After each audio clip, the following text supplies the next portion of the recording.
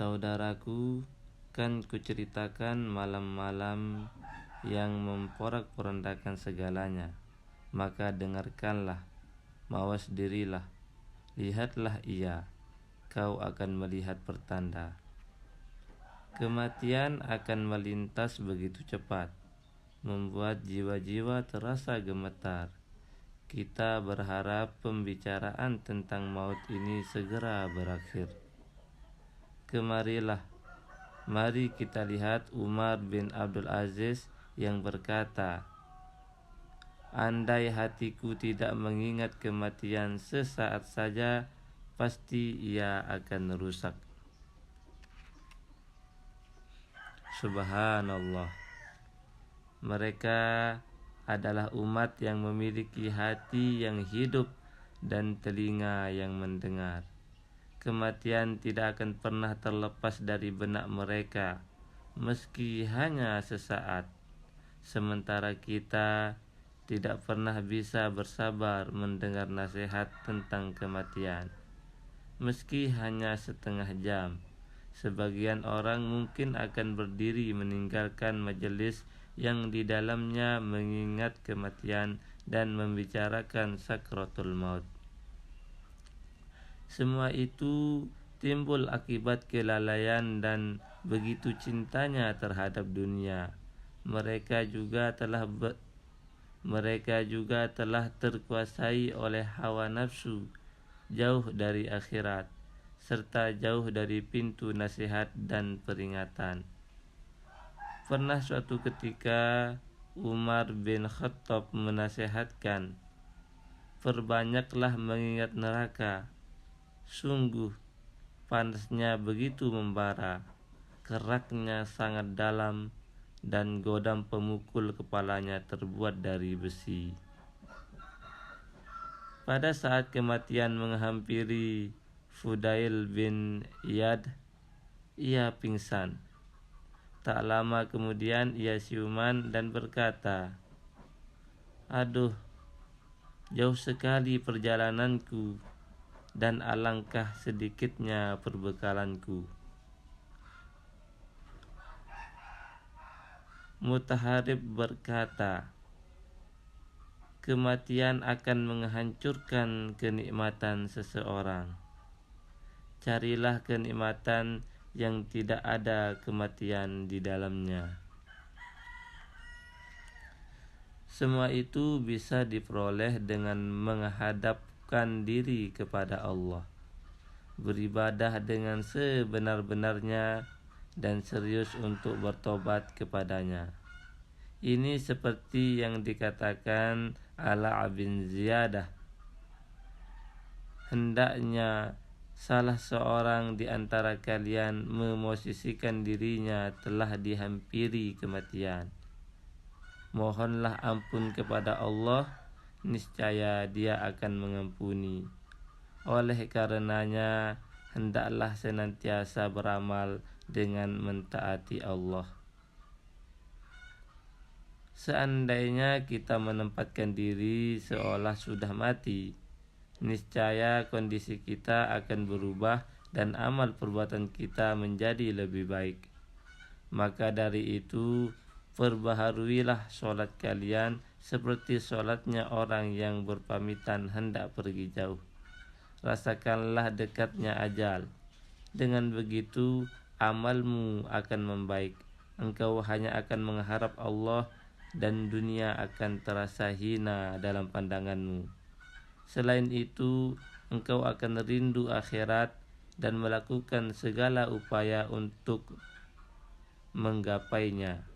Semua hal itu akan kau tambatkan dalam relung hatimu.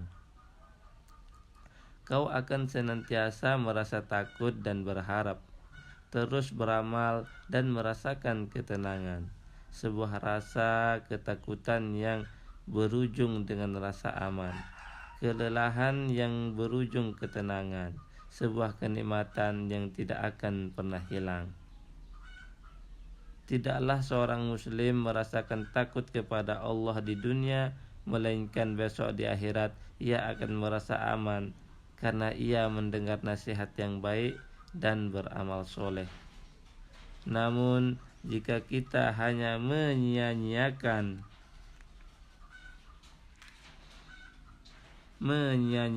usia untuk melakukan maksiat, lalu saat maut datang menjemput secara tiba-tiba, kita akan berteriak kencang, "Ya Robku, kembalikanlah aku ke dunia."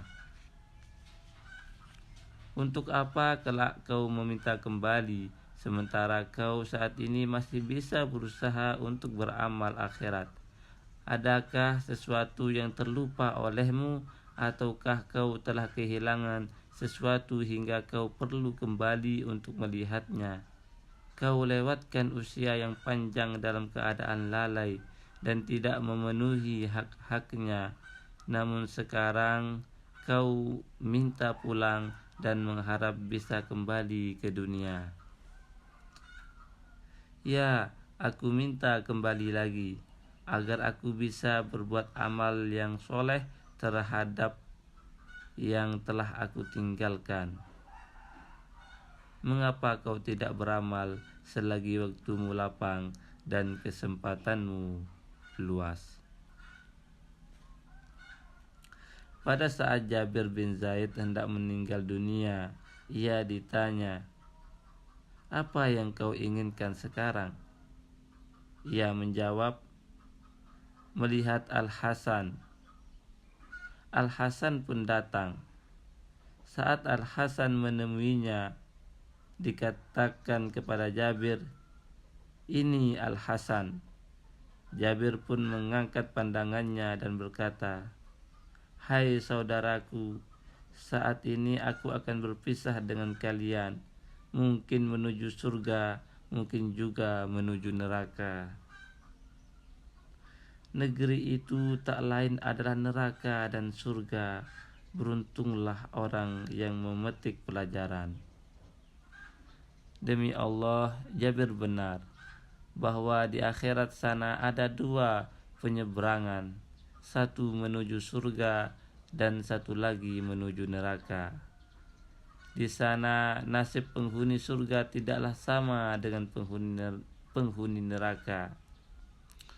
Firman Allah dalam surat Al-Hasyr ayat 20 yang artinya, penghuni surga itulah orang-orang yang beruntung. Al-Muzani meriwayatkan, ia berkata, Aku menemui Imam Asy-Syafi'i saat ia sakit sebelum meninggal dunia. Aku bertanya kepadanya, "Bagaimana kabarmu pagi ini?" Beliau menjawab, "Aku akan melakukan perjalanan meninggalkan dunia, berpisah dengan sahabat-sahabat, mereguk gelas kematian, bertemu amal burukku dan menghadap Allah. Aku tidak tahu apakah nyawaku akan terbang menuju ke surga hingga akan kuucapkan selamat, ataukah ke neraka hingga aku akan meratapinya." Lalu Imam Asy-Syafi'i menangis terseduh-seduh. Tatkala Nafi' dalam sakratul maut, ia menangis. Ia pun ditanya, "Apakah yang membuatmu menangis?" Ia menjawab, "Aku teringat Sa'ad dan himpitan kubur." Dalam hadis Aisyah radhiyallahu anha disebutkan bahwa Nabi bersabda, "Sesungguhnya kubur memiliki himpitan. Apabila seorang selamat dari himpitan itu, selamatlah pula Sa'ad bin Mu'az." Saudaraku, Umar bin Abdul Aziz mengingatkan kita akan tetap kembali kelak dan keterpurukan kita dengan dunia.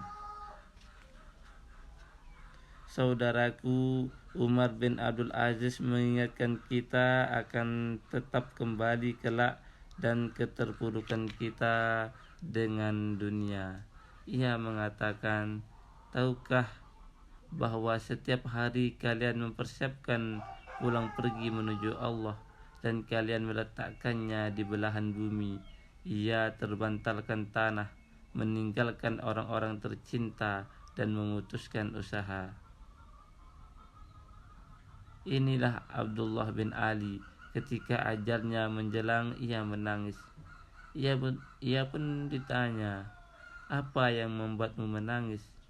Ia menjawab, "Aku menangis karena ketelodaranku melewati hari yang kosong. Sedikitnya amalku untuk meraih surga yang tinggi, dan tiada yang kuasa menyelamatkanku dari neraka yang membara." Sejenak, mari kita lihat harga suatu masa dan nilai waktu menurut mereka, dan bagaimana cara mengoptimalkannya. Ketika Amir bin Abdullah sekarat, ia menangis dan berkata, "Untuk menghadapi kematian seperti ini, hendaklah manusia beramal soleh. Ya Allah, sungguh aku memohon ampun kepadamu karena kekurangan dan kecerobohanku. Aku bertaubat kepadamu atas semua dosaku. Tidak ada ilah yang berhak diibadahi selain Allah." Ia mengulangi kalimat tersebut hingga meninggal dunia.